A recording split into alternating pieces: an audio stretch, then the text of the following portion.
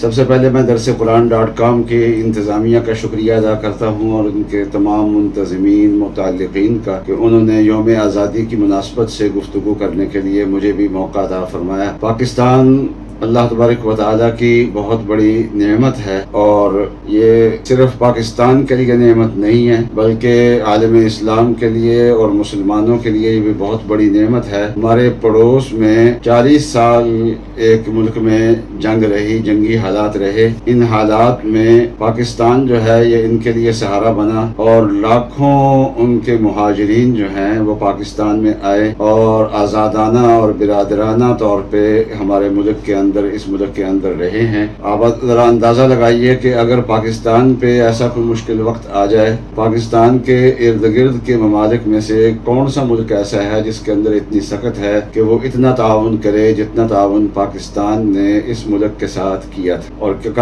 فی الحال کر بھی رہا ہے اور آئندہ بھی انشاءاللہ کرتا رہے گا، اور اسلامی برادری کا حق انشاءاللہ ادا کرتا رہے گا۔ پاکستان کی وجہ سے ہمیں اللہ تبارک و تعالیٰ نے بہت بڑی بڑی نعمتیں عطا فرمائی ہیں۔ اس وقت دینی تعلیم کا مراکز جو ہیں وہ بڑے بڑے پاکستان میں ہیں، تبلیغ کا مرکز پاکستان میں ہے، مشائخ کی بڑی بڑی خانقاہیں پاکستان میں ہیں، اور آج وہ تعلیمی ادارے جن میں آج اہل پاکستان تعلیم حاصل کر رہے ہیں، اگر پاکستان نہ ہوتا تو ہندوستان میں یہ تعلیم کے مواقع نہیں تھے۔ اور آج جو تجارت کی مارکیٹیں ہیں، یہ مارکیٹیں اگر پاکستان نہ ہوتا تو مسلمان ان مارکیٹوں میں نہ بیٹھے ہوتے بلکہ غیر مسلم ان مارکیٹوں کے اندر بیٹھے ہوئے ہوتے۔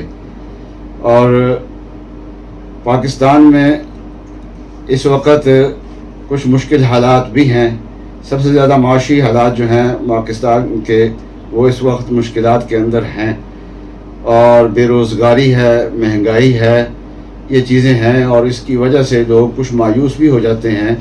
حالانکہ مایوس نہیں ہونا چاہیے، اس لیے کہ جیسے افراد پہ حالات آتے رہتے ہیں، خوشحالی بھی آتی ہے، تنگ دستی بھی آتی ہے، ایسے ہی قوموں کے اوپر خوشحالی اور تنگ دستی دونوں قسم کے حالات آتے جاتے رہتے ہیں۔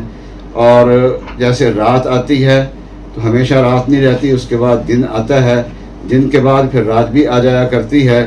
اس طریقے سے یہ حالات قوموں پہ آتے ہیں، ہماری قوم کے اوپر بھی آئے ہیں، تو یہ حالات ہمیشہ باقی نہیں رہیں گے۔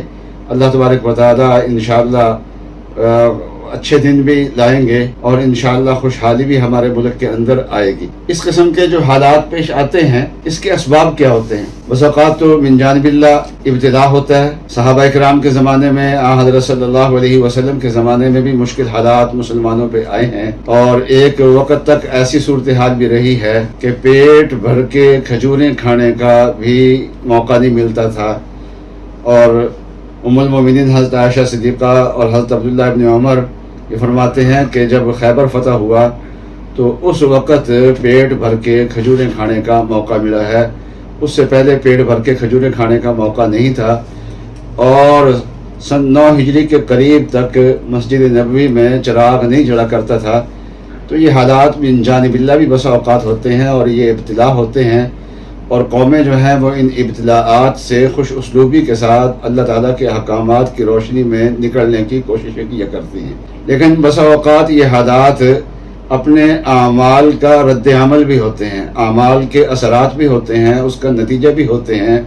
ہمیں غور کرنے کی ضرورت ہے کہ کہیں ایسا تو نہیں کہ یہ حالات ہمارے اعمال کا نتیجہ ہوں، ان کا رد عمل ہوں اور اس کے اثرات ہوں۔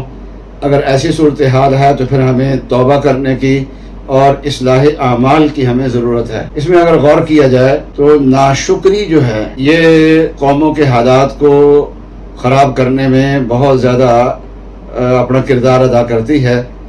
ہمیں ان حالات میں کرنے کی کیا ضرورت ہے؟ توبہ کرنے کی ضرورت ہے اور اصلاح احوال کی کوشش کرنے کی ضرورت ہے۔